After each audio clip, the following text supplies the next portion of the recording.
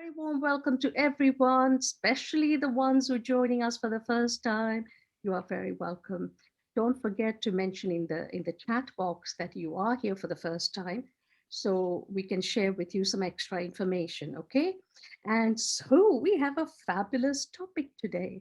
How many of you have been sharing with me that you're struggling with being in the moment, and then being mindful is not very easy, especially it's a very sort of vague idea. You can do it sometimes, you can't do it another time. So yes, excellent. We've got this fabulous topic especially for you. And of course, as always, we have really special speakers here every week. And today we have Sister Aruna. Some of you I know do not know her. You haven't met her, so I will tell you a little bit about her. But to let you know that Aruna Ladva, I'm sure you've read the name and you've heard the name, but you just haven't seen her or personally attended a session.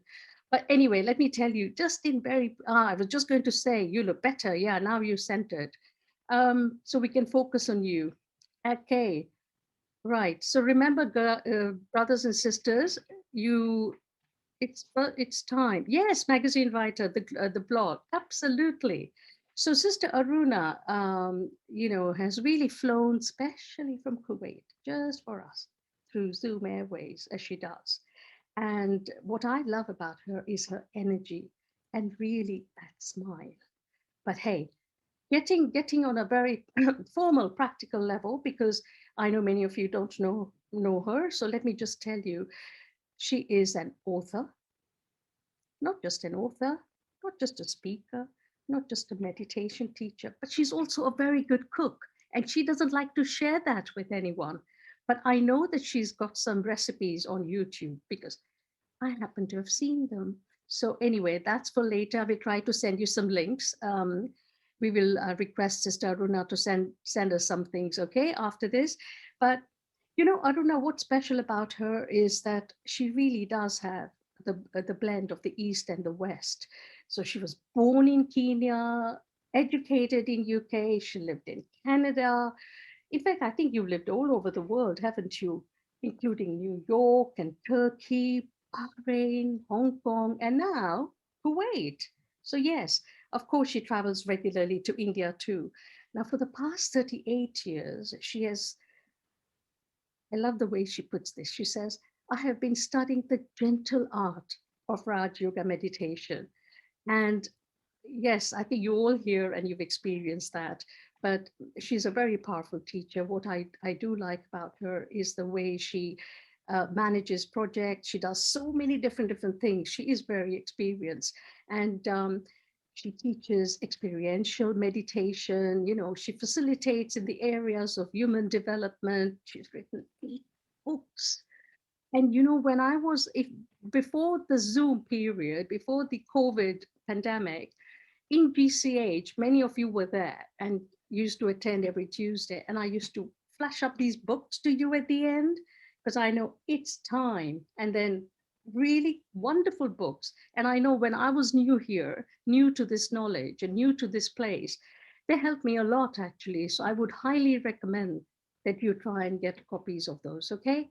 So without more ado, let us give a very warm welcome, women and spirituality. Welcome to Sister Aruna. Welcome, Sister. Om Shanti. Thank you, and I love your energy too. You're amazing the way you welcome everybody. You make them feel bigger than life, really. So thank you so much for that. And hello everyone. Good to be here. And I'm going to leave my glasses on because I have some PowerPoint for you, and I'm not going to be able to see that if I don't have my glasses on. So yeah, let's just take a moment. And in this moment that we're going to have just a moment of silence, I would like you to just try and feel, what does it mean to be a yogi? Yeah, no judgment about anything or anyone. Just try to get a feeling, a taste of what it feels like to be a yogi.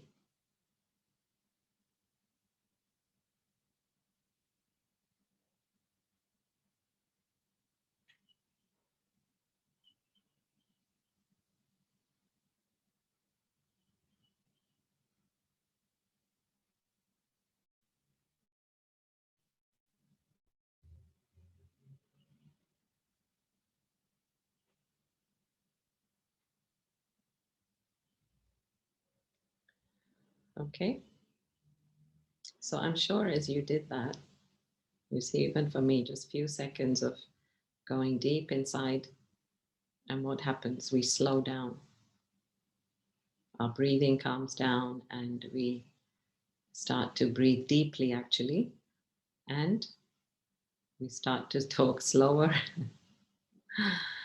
So if you like, and if you can maybe put on the chat box what it means to you to be a yogi. And maybe I can catch that. Just the first few minutes. Connected, to be in connection with God, calm, lovely, being myself.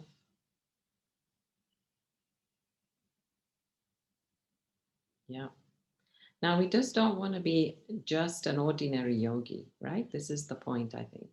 Simple and carefree, self care, good, peaceful, detached, introverted, very nice. Oh, I won't say that. Seva, yeah, service, you mean stable, feeling powerful, serene, detached and calm, embodied. Very nice, very nice. Yeah, you get the idea, right? And those who haven't written, I'm sure you get an idea of what it feels like to be a yogi. And when we think of a yogi, we think of actually somebody very simple. Like a synonym for a yogi would be simplicity, right? Yes, somebody saying knowledgeable, pure. Yeah, definitely. Good. Okay, so now today we want to talk about what is a mindful yogi. So, as I said, I've got a few slides to show you. So, let's start with that. Okay, so mindful yogi, this is the subject. Okay, so one of the first things I want to talk about is it mind, is it mindful or mindful? Yeah, do you get it? Mindful means that my mind is kept very simple, very few thoughts, but very powerful thoughts. In fact, I am really harnessing all my energy, so I'm not wasting any energy. Just imagine the number of times you speak. Is it really necessary to speak? Or am I just doing it for sake of conversation or for sake of impressing somebody or for sake of having some noise or sound around me? Why is silence so deafening, or why is silence so fearful?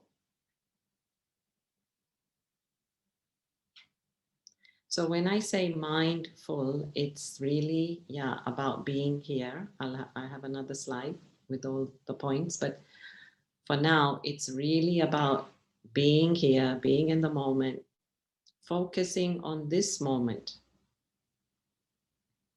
How many of you are focusing on this moment right now, to be present in this moment? And when I'm just focusing on this moment, then my mind is not full of many thoughts. This is the point. And it's not to say that there aren't thoughts. There are thoughts. Okay, you plan, you know what you have to do next. Maybe the next thing now you will go plan your lunch. There are thoughts, but it's not the feeling that it's filling your mind up. There's a feeling of space. There's a feeling of freedom. That's the word. The space gives a feeling of freedom. I don't feel like I'm overwhelmed. I feel I can. I feel it's possible. Do you get the idea? Yeah. So this mindful state is where from this moment, anything is possible. A mindful state where I'm just full of different thoughts or doubts or worries is where I'm panicked. And then nothing is possible or everything is difficult, right? So you can see the positive thinking versus the negative thinking. So our goal is what? What is everybody's goal in life? So actually, as Sister Madhuri was saying, yes, I've lived in different parts of the world and of course taught yoga to different people. And what is the aim of everybody? And that is just peace and happiness. Just peace and happiness. So every holy book, any spiritual knowledge in the world, what is it there to teach us? It's there to teach us how we can transcend the mind, which ultimately leads to true inner peace. Now, what does that mean? That means that transcend here means like to conquer the mind. Have I conquered my mind? How am I going to conquer my mind? By filling it with lots of desires or by emptying it of all these desires? So, transcending the mind to me means that even if I have a thought, I need to ask myself, do I really want this or do I need it? Like, am I giving my power away to this thought without even assessing that thought? Is it just a thought appears, right? So you see somebody with a new handbag and suddenly you think, I should have that handbag. Where is the thought process in between? Do I need it? Is it necessary? Do I need to clutter my life? So anyway, the mind is, yeah, something we have to get to know. The mind is something that we need to manage, right? We often say control the mind, but we can't actually control the mind. We have to actually manage the mind. Sorry, I'll just ask the brother to put on the fan. It's very hot, it's 40 degrees here. And I thought we could do without the fan, but so yeah, transcend the mind, right? So basically it's conquering the mind. So when I'm conquering the mind, right? This is very important. When I conquer my mind, that's really when I find true inner peace. And that's what every sage, every monk, every priest, every prophet, that's what they've tried to do. Actually, in Hindi, we say, right? Man jeet, jagat jeet. That means if you've conquered your mind, you've conquered the world. And what that means is really if you don't give in to every thought, if you don't give in to every desire of the mind, then that leads to inner peace. So how much of the time do we spend looking at our mind? In other words, how much are we internalized? Or are we just driven by our senses? See, even this word happiness, when we say, oh, I'm happy because I ate a cake, or I'm happy because I bought something. Is that happiness? Because that is just temporary, right? As soon as the cake is finished, the happiness is gone. But what is the soul happiness? The soul happiness is eternal happiness, and it's happiness for no reason. Even the peace that I want to experience, it's not just the peace of, let's say, climbing this mountain and getting to the top. It's not peace that is absence of people. The peace that we want is a real deep contentment. When really I feel like everything that I have in the soul is enough, right? So basically, yeah, what I'm trying to say is that everything that we are searching for is right here inside of us, right? Everything that I, the soul, am looking for is right here inside of me. Actually, all spiritual truths tell us to look inwardly. In fact, the Gita teaches us that all the knowledge that we get from these scriptures, etc., is to teach us how to live well in the world and with the world. All the spiritual knowledge, the wisdom in all these holy books is teaching us how to live in harmony with the planet. Even today, somebody sent me this video clip in which it's the ocean talking to us. And the ocean is saying, look, I've covered the world once before and I can do it again. And you have to be nice to me. So the spiritual knowledge in every faith is teaching us how to emerge our qualities, how to live by virtue, how to live with wisdom, how to be responsible, how to take self responsibility. And that's what brings inner peace and happiness. And at this point, I also want to share we cannot be at peace and happy if we are giving sorrow to others. This is where the whole idea of compassion comes into it. If I'm giving sorrow to somebody in any way, even animals, even planet, if I'm taking more than I need, then that is a karmic debt. And that cannot let me live in peace.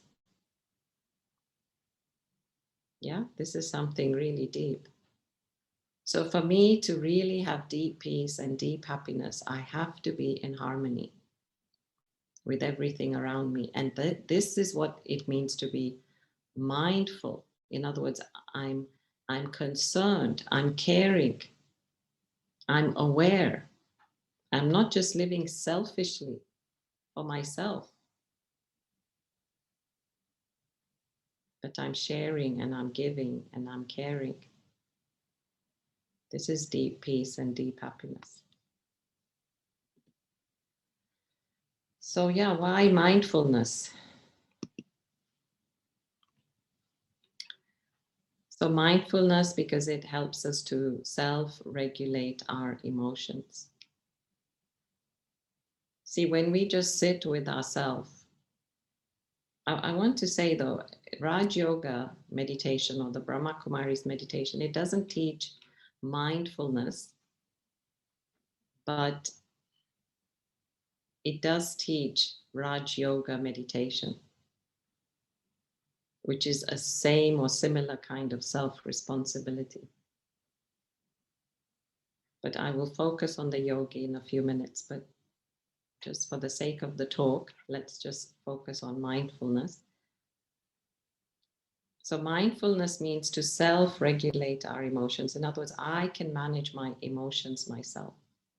So, let me give you an example of this. Like, it's much better now, but when I was like in my teens and 20s, of course, I had lots of fears. In fact, even growing up, I had fear of the Cold War between America and Russia at that time when we were right in London in the middle of everything. And and I remember that as soon as I heard something, um, I would panic and I would run to my mom And I didn't know quite how to deal with it, because obviously you're young, you don't have all the knowledge, you don't have all the information of what's going on in the world and who's right, who's wrong. You know, as children, you just pick up bits of information. And of course, running to mom was great. She'd give me a big hug, and everything would be okay. But I realized it was a deep inner fear of what could happen.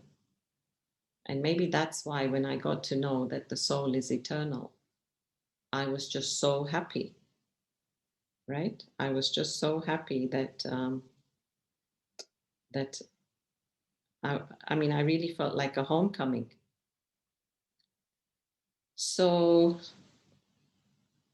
what I mean is, as I meditated more, then I was able to manage my emotions better, because I was now being more mindful. I was seeing what was going on. I was feeling what was going on. And then there's another method I want to tell you, which has worked for me, and that is that when you start feeling afraid of something, just sit like now I'm sitting here on a couch, and just really try to feel that emotion fully. Like, say you're afraid, let's say you're afraid of cats, okay?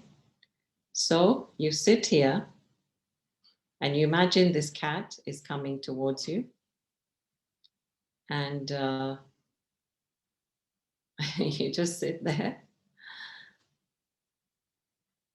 and then she comes, and then just imagine that she's just walking around your feet, and you don't do anything. You are absolutely still. And then slowly the cat walks away.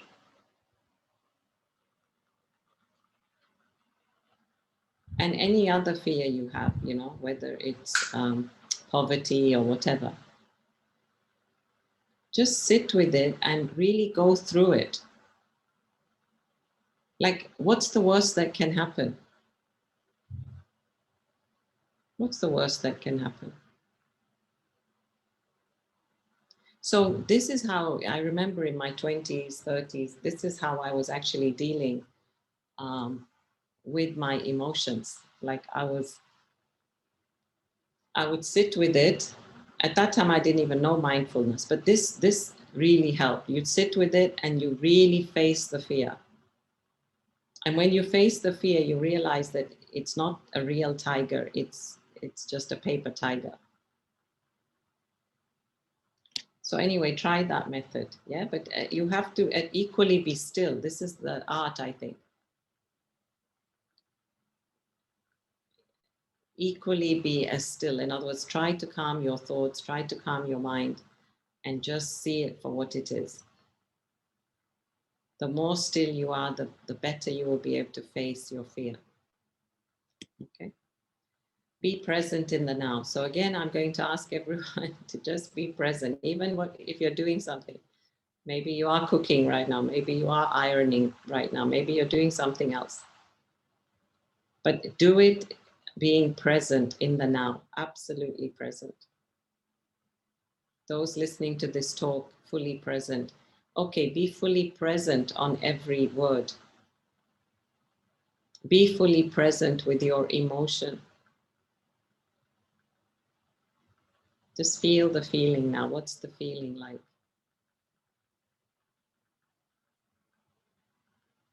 Yeah, we'll do a meditation on that later.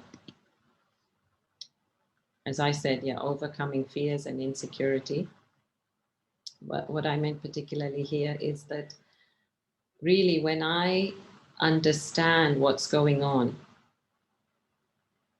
in a state of mindfulness, in a state of awakefulness, when I understand what's going on, then I'm not afraid, I'm not insecure.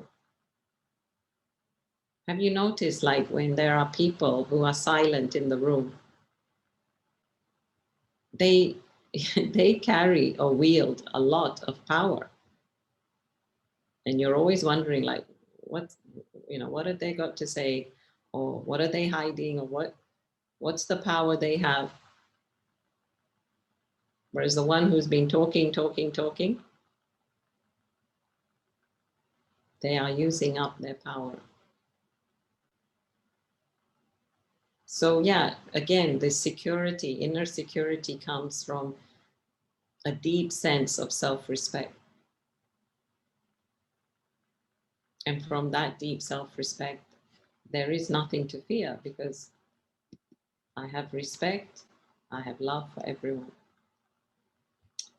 So needless to say that mindfulness definitely helps increase attention span. And as they teach children, not just mindfulness, meditation, and yoga, both yogas, Raj Yoga, which is mental, and Hatha Yoga, then they have found that children's attention span increases. In other words, they can hold their attention on one thing for a longer period. Isn't that lovely? As you focus on one thing, because it is like exercising the muscles of the mind. Just as you do Hatha Yoga and you're able to hold that pose for some time,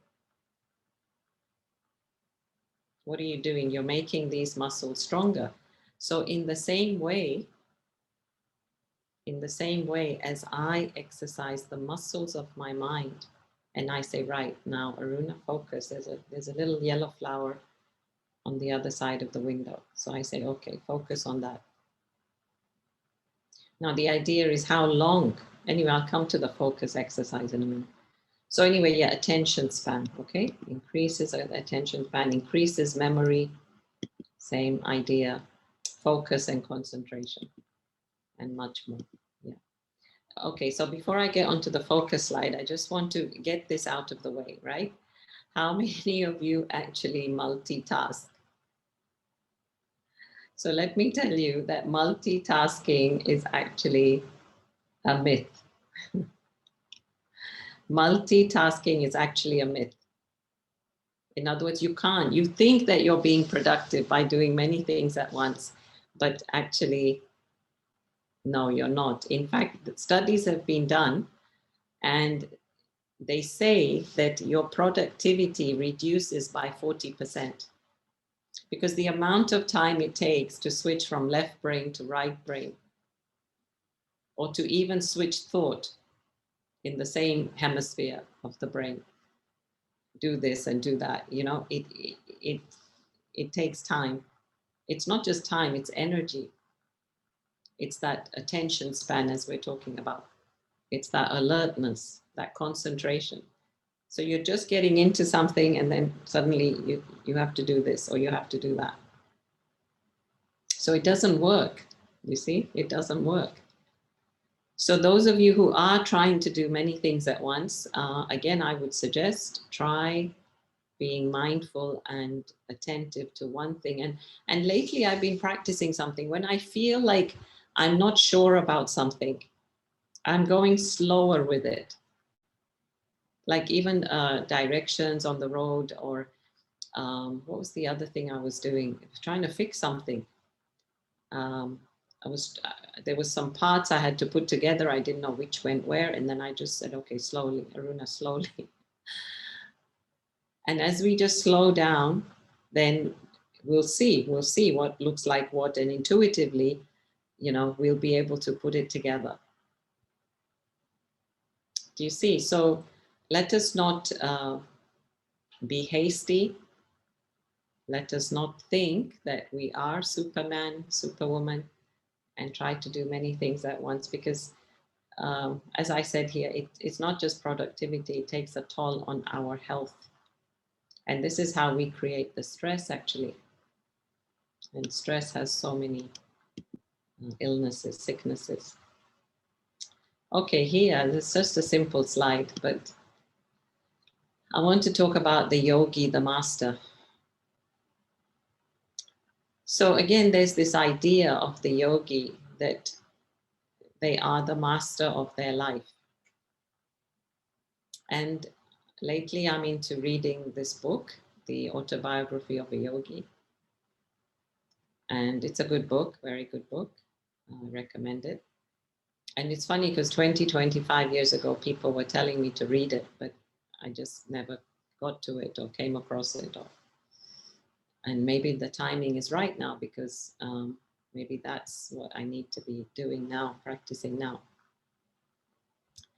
But what's so beautiful about that is how Mukund, who's the Paramhans, his guru, Sri Yukteswar, has this ability to know what's going to happen. And he doesn't predict all the time, and he doesn't predict for sake of show or to impress, but he can know. For example, he knew when somebody came. Mukund brought his friend's father to him, and then the guru said, after he left, the guru said, "Why did you bring a dead man to me?" And Mukund said, "What do you mean?" And he said, "Well, he's got diabetes and he won't survive." And Mukund said, "No, please, he's my friend's father, you have to help." So anyway, he had these special powers. I mean, don't ask me how or where. I think all of that is quite unknown. But he had these special powers, and he said, "Okay, fine, I'll give him 6 more months." So he was meant to die in 2 weeks, and he got better from something. And then he said, "Tell him to stop eating meat, and he might survive longer." But this man, he didn't. And he said to Mukund, he said, "See, I'm fine, nothing wrong with me." And then 6 months later, he did pass away. And there's many stories like that where the guru just knows. Okay, so the guru is intuitive. Any guru, I'm saying, any yogi, let's say, is intuitive. They need less, they need very little, they can survive on little. I think you've heard that story many times where an American comes to visit a yogi, and the the American sees the yogi's place, and it's empty. It's just got a cushion, and the yogi is sitting on the cushion, and the American says, "Well, are you moving or something?" And this yogi says, "No." He said, "Well, where are all your possessions?" And so the yogi says, "Well, where are yours?" Right? Because he's visiting from America. He said, "Well, I'm a visitor to India. I don't have anything. I just have my suitcase." So the yogi says, "Well, I'm also a visitor in this world." And if you read stories about Tibetan monks, again, they're only allowed two, I think maximum three of their these cloths that they wear. And if somebody has given them a gift, then they have like within 10 days to get rid of the extra one. They cannot hold extra possessions. They have like 5 or 6 possessions, right? They have their little bowl and their clothes and just few possessions. So what does this teach us? This teaches us that when we do have a lot out here to take care of, that's taking energy away from here, from inside. The more we give our attention to mastering things outside, the less there is attention for the inside. Now, that's not to say, I know some of you are thinking, well, we can't all become a hermit and live on the mountain. And this is where I would say Raja Yoga comes in. Raja Yoga meditation is where you live in the world, you are of the world, but you are the master of the world. You are the master of your senses, your taste buds, your eyes, even what you hear. Can you hear something and then let it go? Can you taste something and let it go? In other words, just say, okay, that was a nice meal and full stop. Why is it that I have to have it again and again? That's when the scent starts pulling on the soul. It's like we say in Hindi, no, the ras, the taste. It's called the taste of that. So even the taste to listen. Some people have a taste for gossip. They're not happy till they've heard some gossip in the day. So these are different tastes of the senses. And for as long as we're being controlled by them, we are not the master.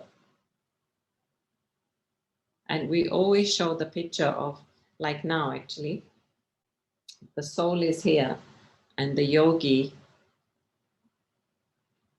is the body. In other words, the body is under the control of the soul, the master.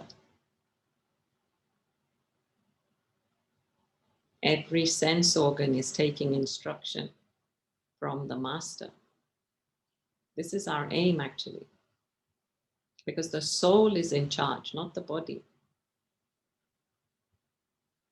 Do you see? If my hand goes out against my will, whose will? The soul's will. If my hand goes out against my will, then I'm a slave. I'm not a master. And so really, just even to try and feel this concept of, I want to be the master of my life. So if I want to be master of my life, that means I cannot be under the influence of, dependent on anything out there. Even comfort. Lately, I've been thinking about comfort. I mean, it's also comfortable just being at home now, because there's lockdown and it's just comfortable. The day is comfortable. Everything is at a slower pace. You can't do certain things because of lockdown. So I was thinking about comfort. And I was thinking, one can even become dependent on comfort. And yet, if you want to climb the Himalaya, if you want to climb Mount Everest, you have to let go of your comfort. If you want to adventure into nature, you have to get wet, you have to get dirty.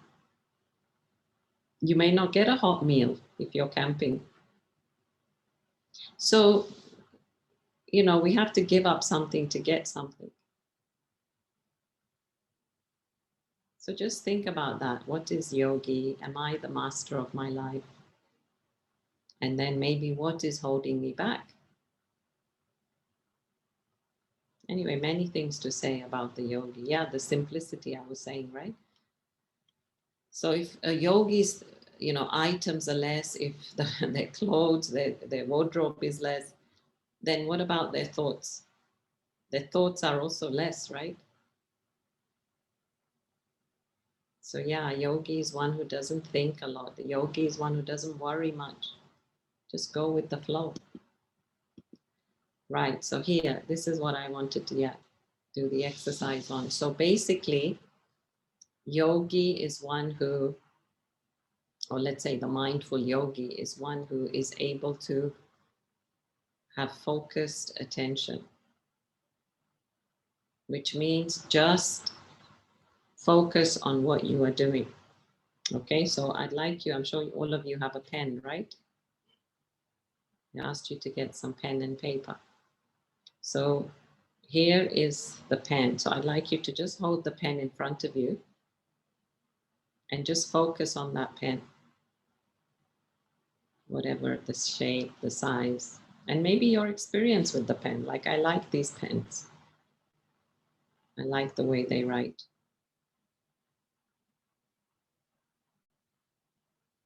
Okay, just keep focusing on the pen.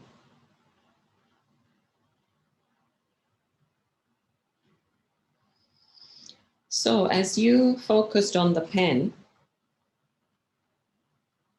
then you naturally didn't focus on anything else. Like I have so much stuff here, right? But I didn't tell you don't focus on the sofa, don't focus on the table, don't focus on the light, don't focus on the window, don't focus on the carpet, don't focus on the plant, don't focus on the curtain. I didn't tell you that, right? But just by focusing on one thing, you naturally turned your attention away from everything else. And that's what we need to do from time to time. When I say mindful, focused attention, it's not just on the thing itself, but maybe just sitting down quietly. I turn my attention inside, right? This is how most meditation teachers start their meditation commentary.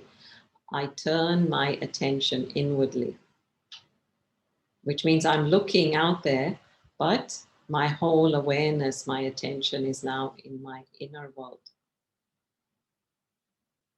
I feel the reason why there are so many accidents in the world is because we lost focus in that moment.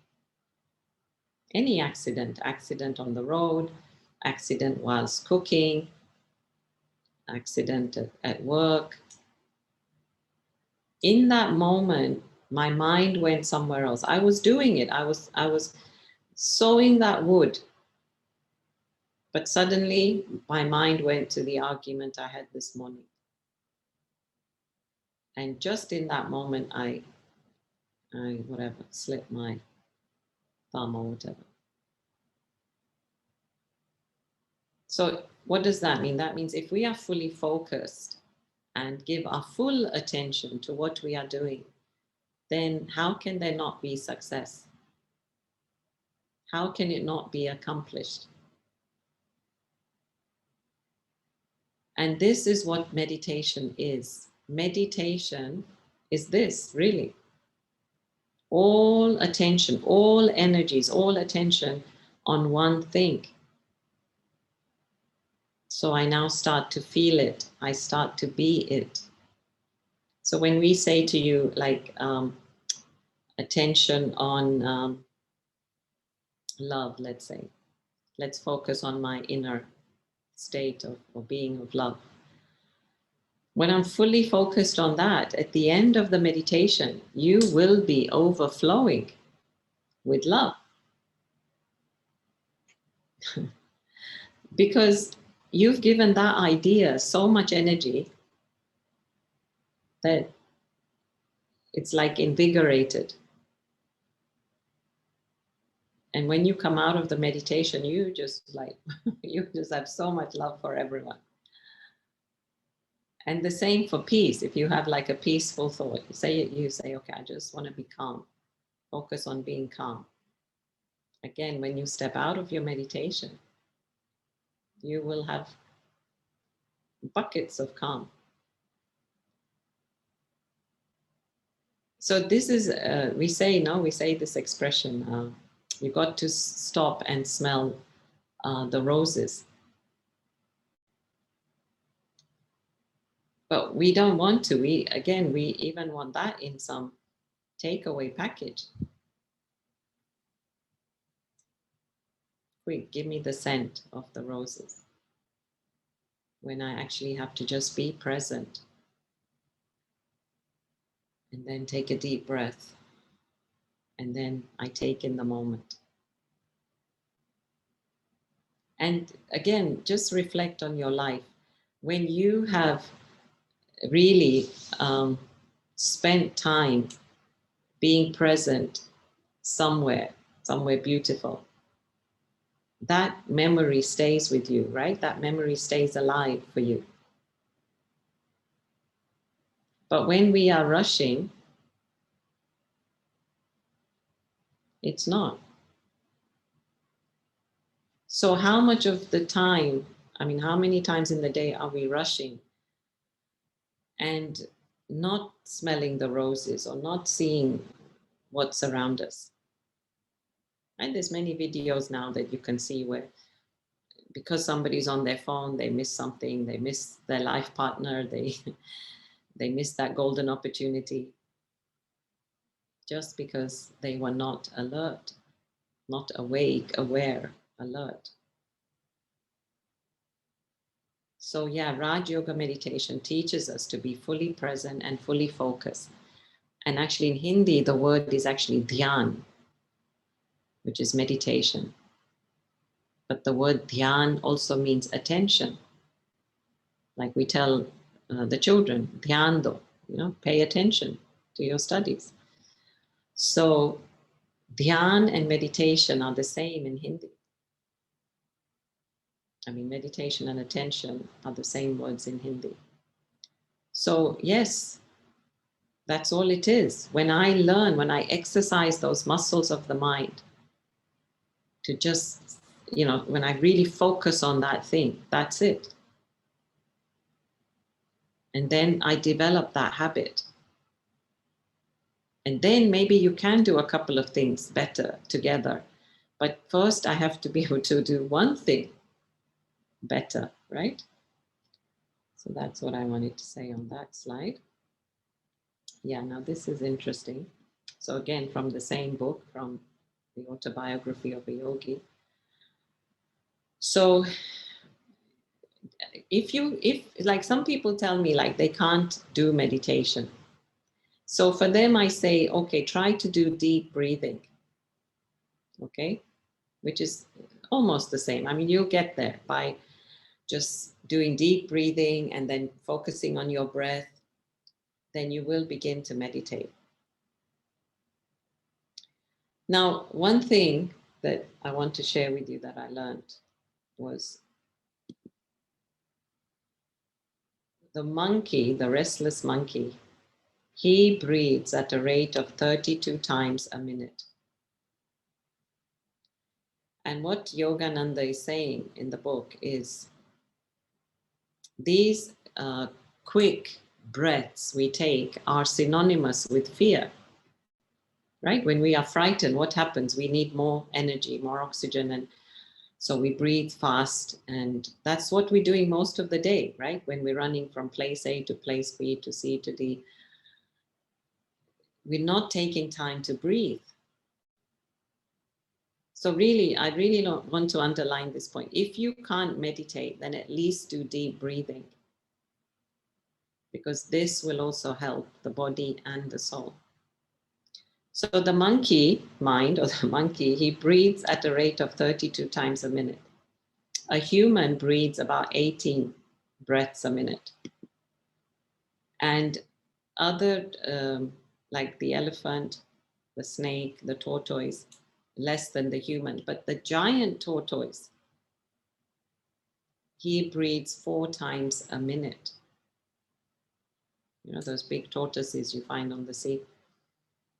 So this is amazing, right? If again, we are just deep breathing, being present, being mindful, this will also create more alertness and overall, generally, like a good quality of life. The reason why we don't like our life is because we feel like we have no time, we're pressured, we're stressed, it's out of control, too many things to do.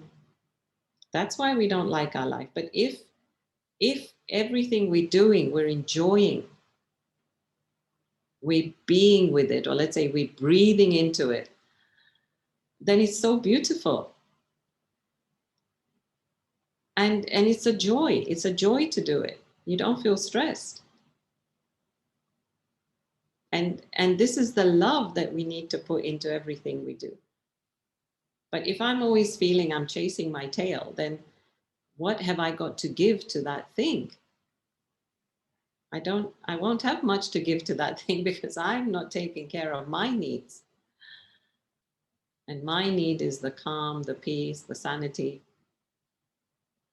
So really, yeah, this is something. Please, let's try all, me included. Let's all try to breathe more deeply so that we take less breaths a minute. Yeah. Okay. So the mindful yogi, few steps to keep in mind. So I would really suggest early morning meditation. And we've just finished that 4 a.m. program where I was encouraging everyone to just wake up early. We were doing 4 a.m. meditation together on Zoom. And it's amazing. I can't speak enough about it, but I just feel like we've got to get in time for ourselves in the morning. Now, early, maybe 6 o'clock for you, or maybe 5 o'clock, or 4 o'clock, or 3 o'clock. Some people, 2 o'clock. But whatever it is, you've got to, portion a bit of your day and say, okay, this 15 minutes, this half an hour before anything else, I'm going to give to myself. And how I see that is, I see that as like calibrating myself with the day. I cannot imagine a day where I just get up and run into doing my work, like rush to work. I could never imagine that anymore. I have to have that time for myself. Then we have time for some spiritual study. And then we get moving in the day. And the reason for this is because we need our tools. We need our tools. You know that expression, right? Where there was a man who was sowing his tree. So another man saw that he's hardly moving his position. So he said, look, if you stop and just sharpen your saw, you would get through it faster. And he said, no, I don't have time to sharpen my saw. So he's happy to spend that extra few hours sitting there or standing there doing that, but he won't take out half an hour to sharpen the saw. So this is what I mean, like early morning meditation, daily spiritual study. And again, whatever that means to you, maybe read some spiritual teachings, read your holy book. But what it means is just be with yourself. You're not in meditation, but you're getting some good, positive input for the soul. Otherwise, where are you going to get that positive input for the soul? Who's going to tell you? Who's going to tell you some nice words, or you're great, or you can do it, or you're amazing, or you're powerful, you're special? So find something whereby you get fed this information. So your conscious and unconscious mind is taking in this information. As much as we should do it for ourselves, we may not be able to. You see? So we need these tools. And if the tools are there, let's take the benefit of them. Yeah. If you can do it for yourself, then do affirmations. But you have to be convinced. You have to tell yourself, yes, I'm special. Yes, I'm powerful. Yes, I'm strong. You have to believe it. Okay. If not just, yeah, Aruna told me to do it. So. Okay. And then karma yoga. So what we mean by this is now what you have learned, you have to put it into action. And why we say karma yoga and not just karma? Karma means action. Karma means the philosophy of action, reaction. But we say karma yoga, which means while you're doing the deed, you be in connection with your higher self. Now, each one of us has a higher self because we know we could be more loving, we could be more kind, we could be more generous, we could be more humble, we could be more compassionate, right? This is our higher self. So we get in touch with that higher self and then do the action. And this is good because it's not just, again, you're thinking about it, but it's coming into action. So I am being strong with somebody, or in a positive way, or I am being compassionate, or I am being generous. You see how that virtue now translates into action.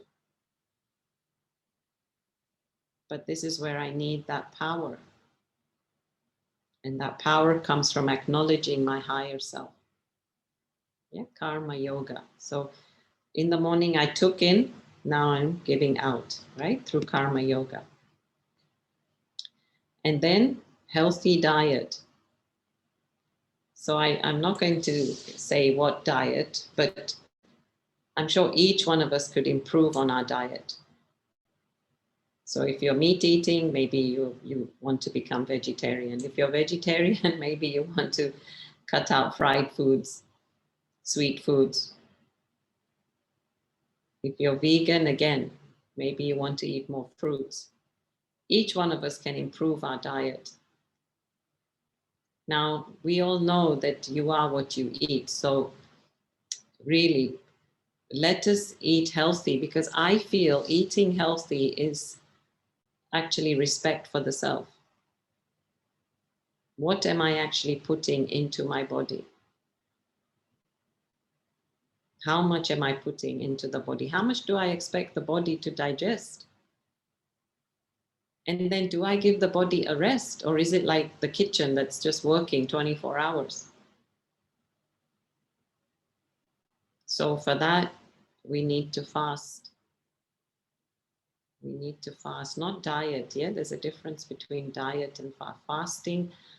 Fasting means I'm consciously doing it, knowingly doing it, knowing that it's good for my soul. I'm exercising the muscles of my soul, of my mind when I'm fasting. The diet could be imposed. Oh, I've got to diet because I have to lose weight. That's purely physical. But fasting is, I realize, no, I have to restrain myself because I want to make the soul powerful. And this is my experience. Every time I resist a certain food and say no, I'm actually making my thoughts more powerful. So if I'm able to resist a food, then I'm able to actually resist certain thoughts as well. So this is healthy diet. Hourly attention. And hourly attention, what it means is, yeah, really, at first you will have to, like when somebody tells you, Aruna, your posture is not great. Can you stand up properly? Can you sit straight? So at first you have to keep telling yourself, yes, I have to sit straight, until it becomes a norm. So at first you have to keep reminding yourself, and you can have a little beep on your phone. We have something called the traffic control app to manage the traffic of your mind, just to remind us to come back to that moment, just to remind us what is more important. Is it the peace of my mind or the success of this project? What's more important? That's why, that's why I have the hourly attention, is what is more important. And I always come back to the answer, my inner peace is most important. So this is hourly attention. Again, evening meditation. All the yogis do evening meditation. Actually, it's called dusk. So it's dawn and dusk meditation. And again, it's kind of winding down in your day, and kind of just packing up the day. But it's more about just chilling, I would say, just resting. It's not quite assessment, because assessment is here, preparing for deep sleep. This is where I would say, just before you go to bed, just say to yourself, what are the lessons I learned today? And make sure that you really say that, this is what I learned today, because then your subconscious will acknowledge that. And when something goes into your subconscious, and especially during sleep, it will stay there for some time. Yeah. Okay. So now what I'd like to do is all of you should have a little sweet with you, right? Those who came late, I'd asked Sister Madhvi to tell all of you to have something to eat. So we don't have 10 minutes, but I just want you to try 1 or 2 minutes. So let's say I have a fig. And I'd like you to now start chewing that. And as you chew, I will speak some thoughts. But as soon as you take one bite, I want you to chew that like 20, 25 times before you before you swallow it, okay? Okay, I hope everybody started. Just slowly be mindful of what you're eating. And when you are chewing that, if you're really present with it, you will feel the taste.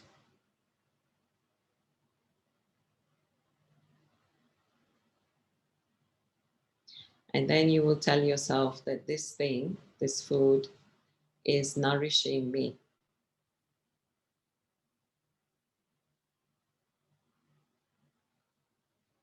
This food is providing nourishment also for the soul.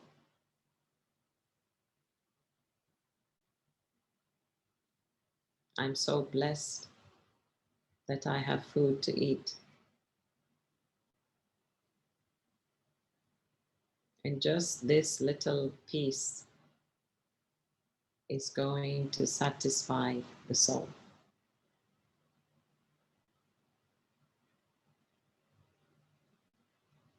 It's the soul satisfaction, not just the stomach satisfaction.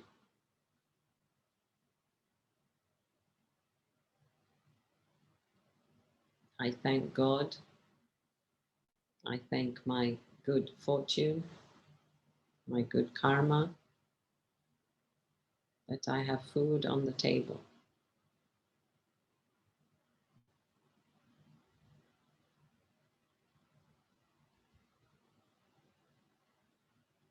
This food is filled with love. As I eat the food, I'm ingesting the love.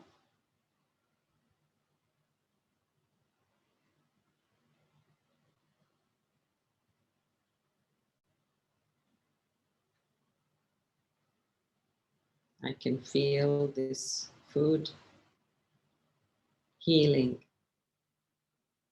every cell of my body.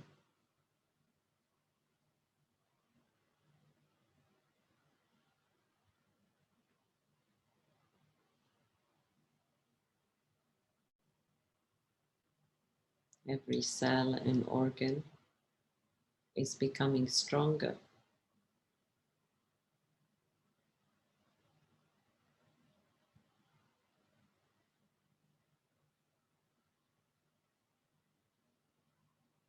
This food is like magic. As it goes through my body, it lights up my body.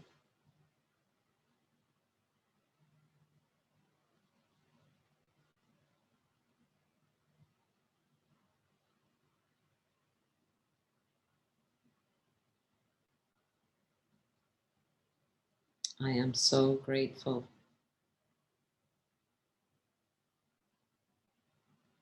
for this food and every other food.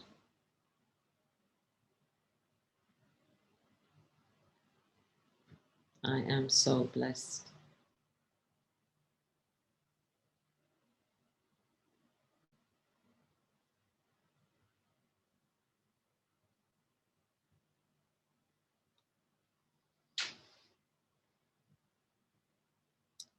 Shanti.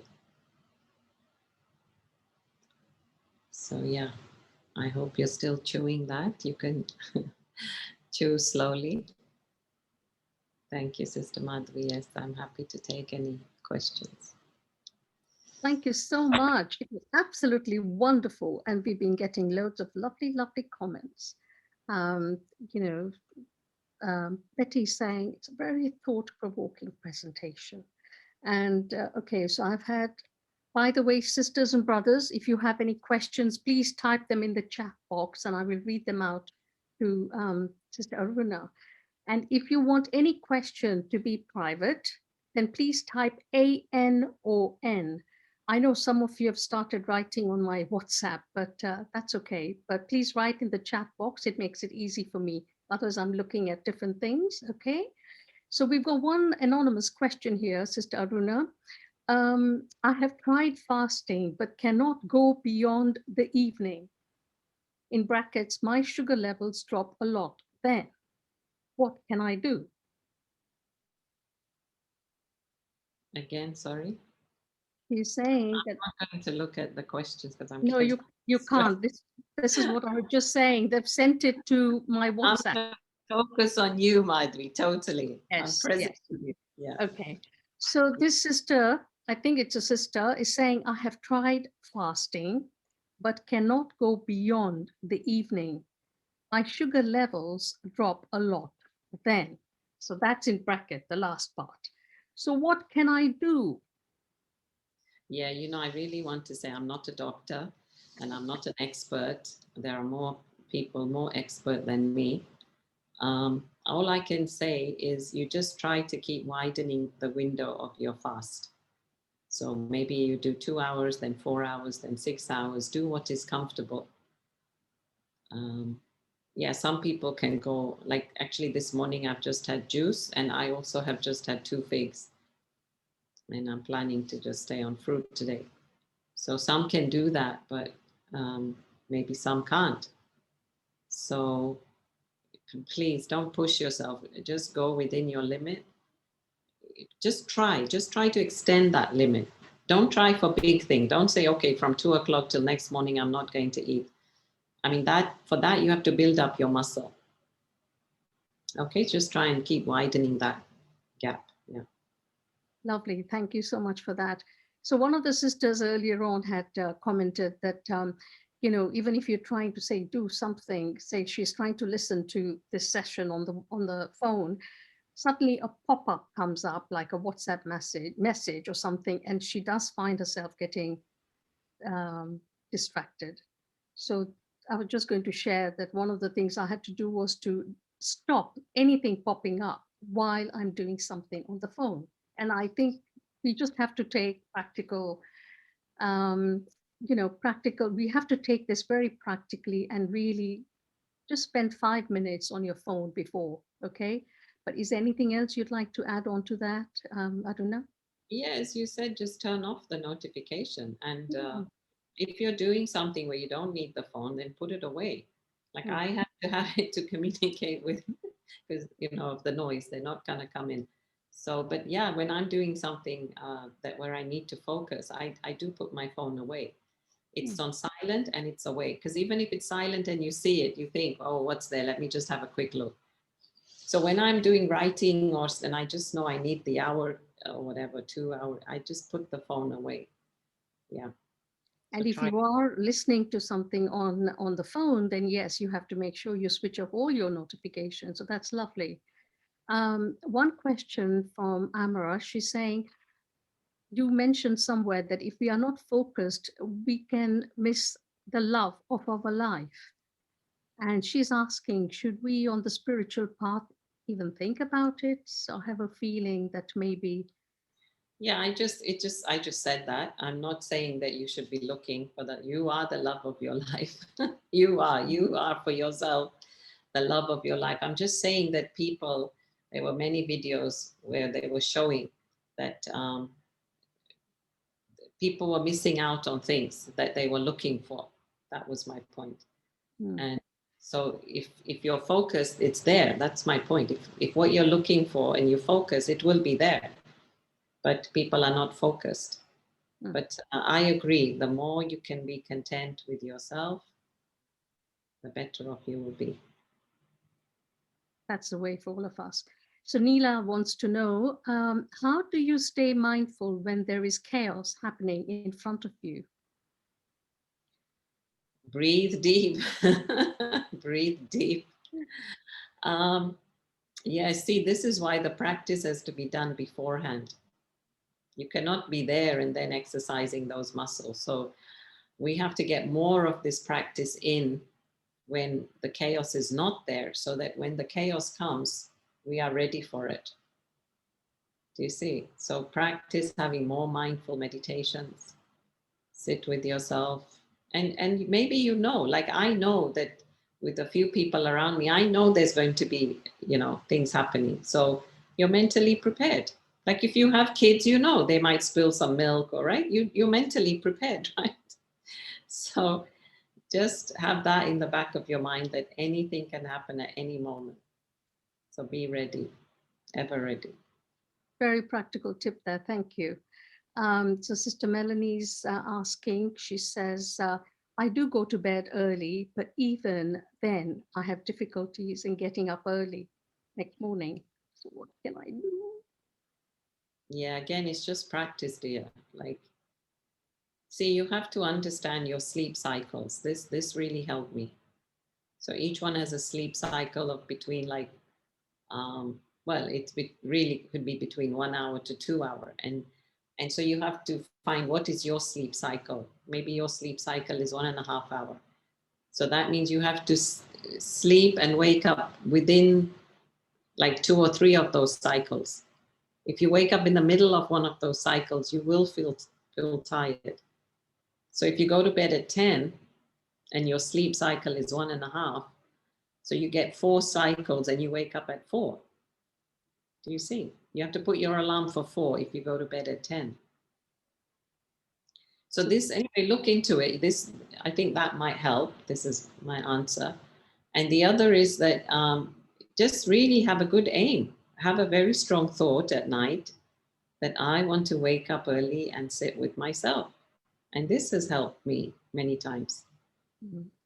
Okay, it's interesting you just said that because Aruna, the next question from Gargi is that I am not able to wake up early no matter how much I commit to myself. I'll let Okay. you on. Okay. So, Gargi, do you want to? Do you really want to wake up? Or is it that you feel you should wake up? Mm. You see? Interesting, very good question. Yes. Yeah, sometimes we say, oh, because, oh, they told me, that I should wake up, I should try it. So it's not really coming from my core, is it? I'm just kind of testing the waters, right? But no, maybe for you, read up on the benefits of morning meditation. Because the more I know I can benefit from something, then the more you want to do it. Yes, based on the experience. If I can just share a little tip that helped me, is really what you said earlier, Aruna, that is just adding, just waking up 10 minutes earlier, Mm. 10 minutes earlier, and, building it up like that until you can reach when, that perfect time for you. And also accept that there are going to be days when you could be in the middle of your cycle. If you have disrupted nights, as many of us do, then again, accept it, be very gentle with yourself, and do what you can. But I promise that commitment to yourself will help you a lot. So that's exactly what Sister Aruna had shared earlier. Okay, so do lots of lovely, lovely comments. Let me just scroll down and see. Okay, so I think Argi, we've answered your question. Devendra is saying, please, we need, very good point here. She says about the fasting. She says, please, we need to listen to the needs of our body first before starting any fasting session. Our body is our best friend. We are all unique on the path of fasting. Well said, Devendri, because it is absolutely true. And like Sister Aruna said, quite rightly, you need to speak to your doctor or GP, maybe this is not right for you. So, absolutely, well said. And I think, Sister Aruna has been saying that as well. You've got to follow your own, you know what you need to do. So, again, don't become obsessive about things like fasting or whatever you hear here. You've got to apply it and think about it and see how it applies to your life. So, to that sister who sent the anonymous question, please relax. If you can't do it, you can't do it. Okay, so yeah, take that seriously. Can I just add to that? Yeah. See, our aim is not to prove to anybody Mm. that, oh, I fasted so many hours, right? Our aim is to stretch the muscles of the mind. Our aim is to um, resist. Our aim is to, what's the word? Not eliminate desire, but at least kind of dampen them, right? Test. So test them, yeah. So what I'm saying is, so if you could do that for 2 hours, then that is still success. You see, I mean, the other thing that I was advocating is just don't give into your desire immediately.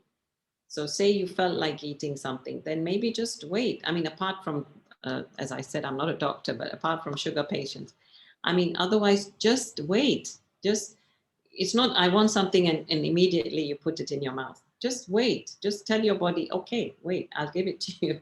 Just be patient and resist it. Resist it for half an hour and see.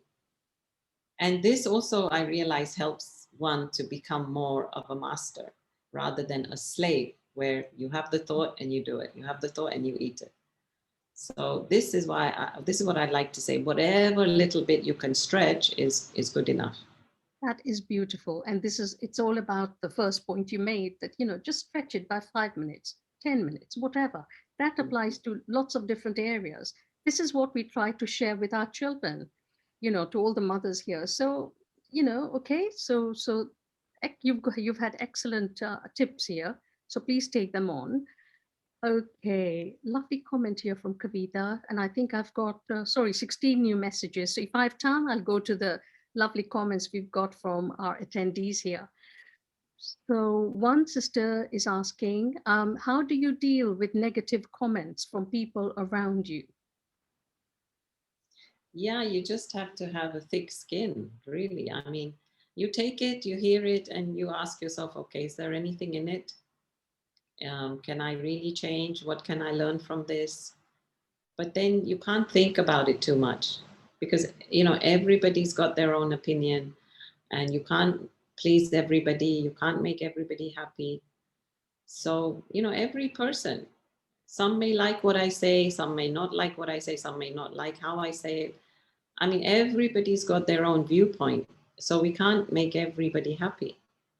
So this is why I just have, strong self-respect and keep checking your intentions and yeah, just check what can I take from that and learn from it.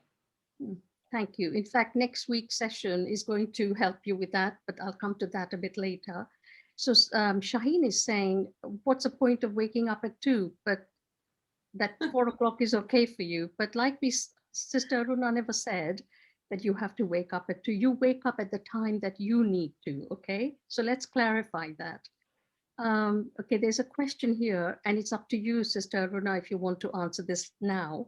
But No, well, I will just clarify it further by saying I sure. said there are some people who wake up at 2. I'm not saying that one has to. I said some wake up at 6, 5, 4, 3, or 2, right? Yeah. So you don't have to wake up. There's no point. It's up to you. Lovely. Thank you for that. So, okay, there's this question which isn't related to this session specifically, but she wants to ask you how to heal from past struggles and let go of all the pain. Now, as I said, if you want to answer that privately, you can. If you want to share with everyone, everyone will benefit. Aruna, Yeah, how to let go of past struggles, right? past pain. Past pain, yeah. See, the way I've benefited from my past pains is I've asked myself, okay, what has come out of this? So there were, of course, not too many, but there were a few instances in my life where um, I felt like this was not right, what was done to me. And when I look back and I saw that what was the after effect of all that, then actually I gained, I benefited so much.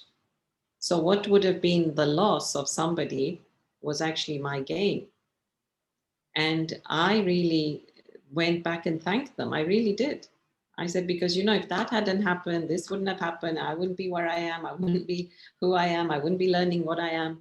So that's what you have to see, that what are you gaining as a result of what is the loss? And really, I'm sure you are. I'm sure there has to be.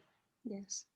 Do you know, related to that, there is a lovely comment here by Vidhi, and she's saying, she's talking about the meditation now, and she says that she has been in the 4 a.m. group and it's helped her a lot, and she's had very good experiences. She says, I order my mind, and I'm not suggesting we do that, but talk to your mind and say, she says that I have an appointment with my best friend, the Supreme God, at 4 a.m.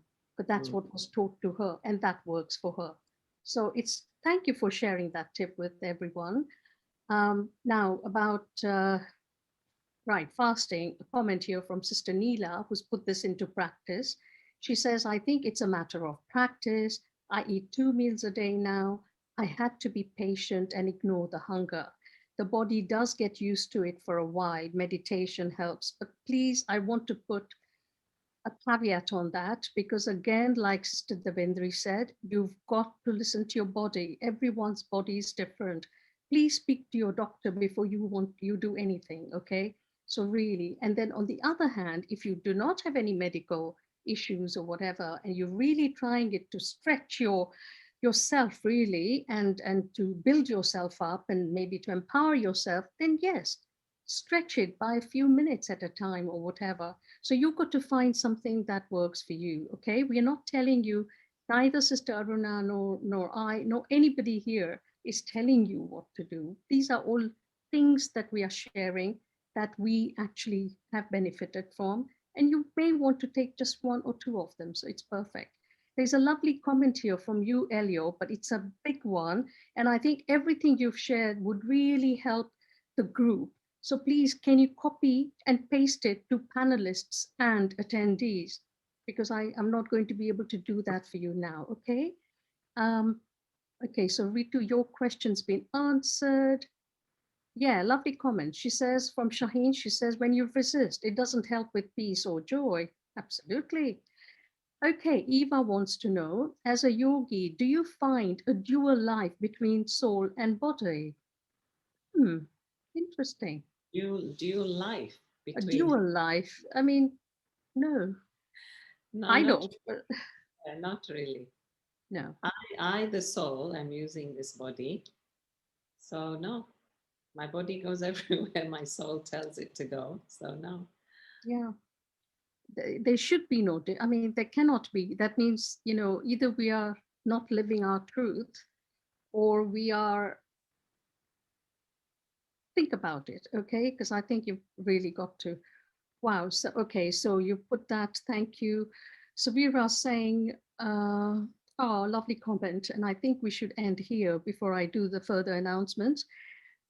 Okay, there is, I think, a question or something. I have to do this very quickly. My sisters and my brothers, you need to type your questions in when I put in the prompt, because if you do it at this time, it's hard for us to get through everything. Sister Aruna has taken lots of precious time to be with us, and we need to finish very soon.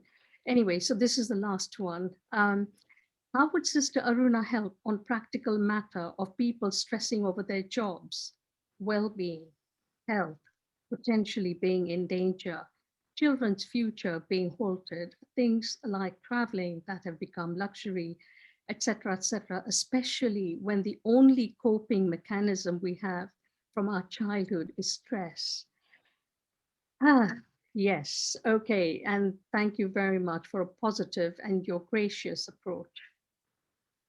Yes, see, I mean, you said stress was your only tool, but now you have a new tool, right? Mm. Now you have meditation and now you have self knowledge. So there is another way. there is another way. And it's only when you start really understanding the knowledge of the soul and how the soul is playing a part through this body. And then how do you choose to have that interaction and relationship? And also knowledge of karma. All these are like deep truths that really help us. Also, I was telling somebody the other day, when you're watching a movie and you know the ending of the movie, you're not worried what's going to happen, how's it going to happen, what's going to happen to the hero. So this really helps, I think. I mean, what I'm trying to say is there is some understanding of worldview, or the whatever, the end times.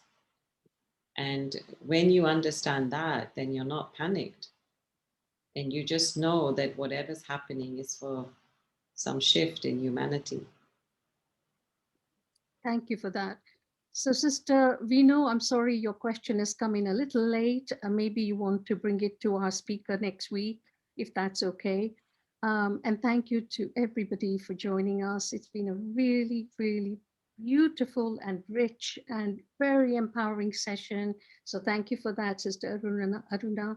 And one thing, Sister Marie is saying, and I want to share that because I think one of the first books I read when I was searching for the real me was Autobiography of a Yogi, as was suggested.